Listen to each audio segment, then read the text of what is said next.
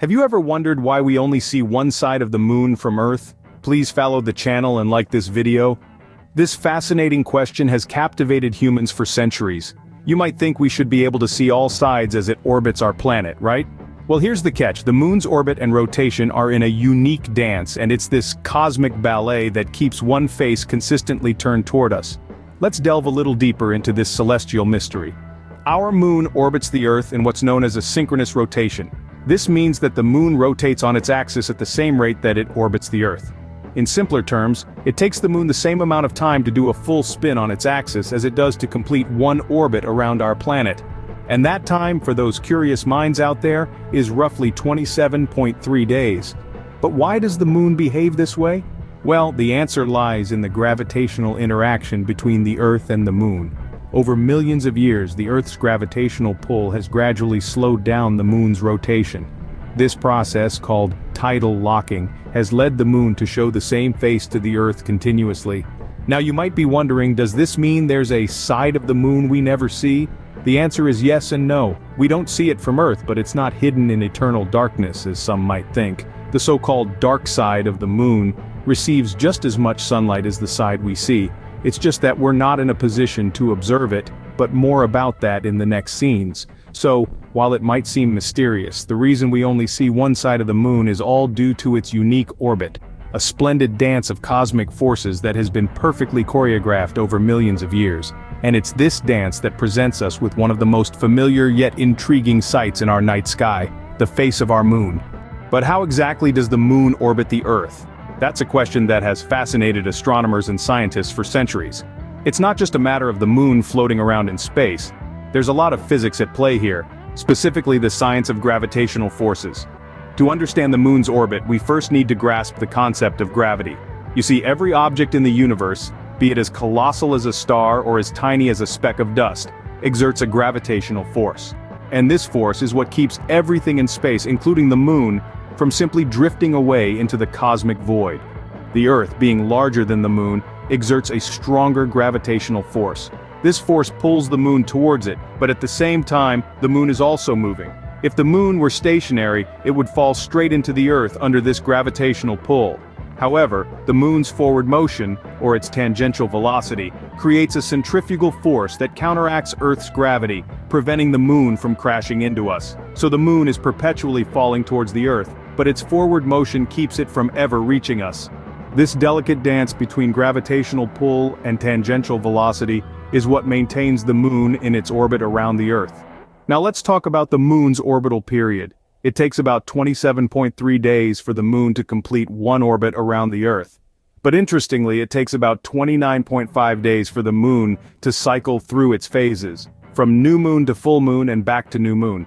You might be wondering why there's a difference in these two periods. Well, while the moon is orbiting the Earth is also moving in its orbit around the sun. By the time the moon completes one orbit, the Earth has moved along its path around the sun. For the moon to reach the same phase again, it has to travel a little further in its orbit to catch up with the Earth's position. This additional travel time accounts for the 2 extra days between the moon's orbital period and its phase cycle. From our perspective here on Earth, the moon's phases are a beautiful and regular reminder of the cosmic ballet taking place in our skies. The waxing and waning of the moon, the ebb and flow of its luminance, all are a result of the moon's consistent orbit around our planet. So in essence, the moon's orbit is a delicate balance of forces. It's a complex dance between the gravitational pull of the Earth and the moon's own inertia. It's about the moon falling towards the Earth but never quite getting there, forever caught in a cosmic tug-of-war. It's the delicate balance of these gravitational forces that keep the moon in its consistent orbit around our planet. This dance of celestial bodies, governed by the laws of physics, is a testament to the incredible complexity and beauty of our universe. But what about the side of the moon we can't see, the so-called dark side? It's a term that has captured our imaginations, thanks in part to popular culture. But let's clear something up right away. The term dark side of the moon is a misnomer. It doesn't mean that this side of the moon is perpetually shrouded in darkness. Quite the contrary, it receives just as much sunlight as the side we see from Earth. The dark in this context refers to its mystery, its unobservability from Earth, due to the moon's synchronous rotation. Now, if you were to take a trip to this unseen side, you'd find a landscape quite different from the familiar face of the moon. One of the most striking features is the scarcity of those dark, flat plains known as Maria.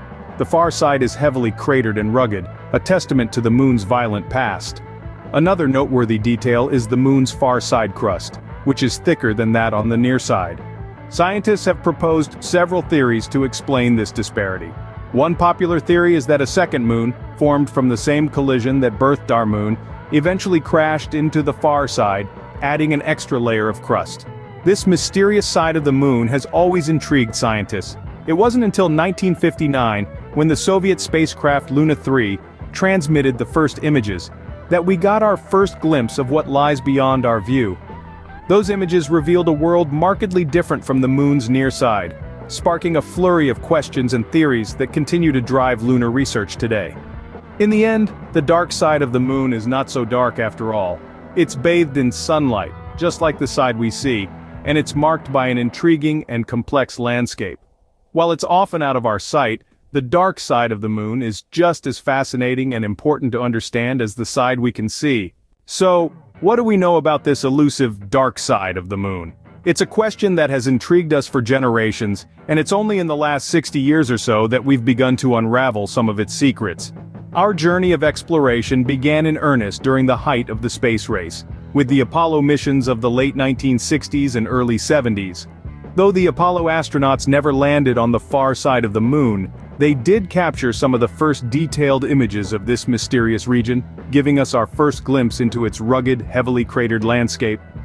While the Apollo missions laid the groundwork, it was China's Chang'e 4 mission that took our understanding of the moon's dark side to a whole new level. Launched in December of 2018, Chang'e 4 made history as the first spacecraft to land on the far side of the moon. It deployed a rover, named U-22, which set off to explore this uncharted territory. One of the most significant findings from the Chang'e 4 mission was the discovery of the moon's thicker crust on the far side. This was a surprise to scientists, who had long assumed that the moon's crust would be consistent all over. The thicker crust suggests that the moon's far side has a much more complex geological history than we previously thought. The Chang'e 4 mission also uncovered evidence of materials on the moon's far side that are quite different from those found on the near side. These include rocks rich in olivine and low-calcium pyroxene, minerals that are also found on Earth but in much smaller quantities. These discoveries have provided valuable clues about the moon's formation and evolution. For instance, the thicker crust on the far side of the moon suggests that it may have been bombarded by more asteroids and comets in the past, leading to a more rugged and cratered landscape. But perhaps one of the most exciting aspects of exploring the moon's dark side is the potential it holds for future space exploration. The far side of the moon, with its lack of radio interference from Earth, could be an ideal location for a radio telescope. Such a telescope could potentially allow us to peer further into the cosmos than ever before, opening up new frontiers in our understanding of the universe. The exploration of the moon's dark side is a story of human ingenuity and curiosity, of pushing the boundaries of what's possible in our quest to understand the universe. It's a story that's still being written, with each new mission adding another chapter to our growing body of knowledge. These missions have greatly increased our understanding of the moon, but there's still so much more to discover, and with future missions planned, who knows what secrets the moon's dark side will reveal next. What's next for lunar exploration? As we look to the skies, the allure of the moon persists, compelling us to venture back to our celestial neighbor. There are several exciting missions planned for the near future, with NASA's Artemis program leading the charge. The Artemis program is NASA's ambitious endeavor to return humans to the moon by 2024. This time, they're not just planning on planting a flag and leaving footprints. The goal is to establish a sustainable human presence on the moon by the end of the decade. This lunar outpost will serve as a stepping stone for future missions to Mars and beyond.